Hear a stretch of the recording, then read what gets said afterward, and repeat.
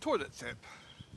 Rather than carrying bog rolls, loads of them, carry a small amount and a sock for emergencies. So if you have got bad guts, which happens when you go off grid, use whatever's at hand. Leaves, whatever, moss.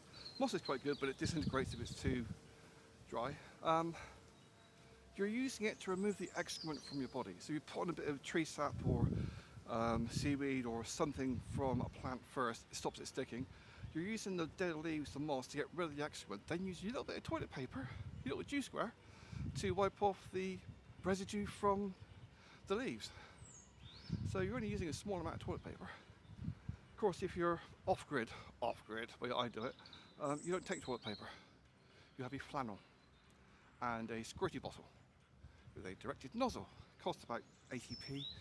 It's like the ketchup bottles, but the nozzle is like a U-bend, so you can squirt up your ass to clean yourself, then just cloth to dry yourself off. So, cue fast forward for my not seen the hammock for a while. Hopefully it's not rotten.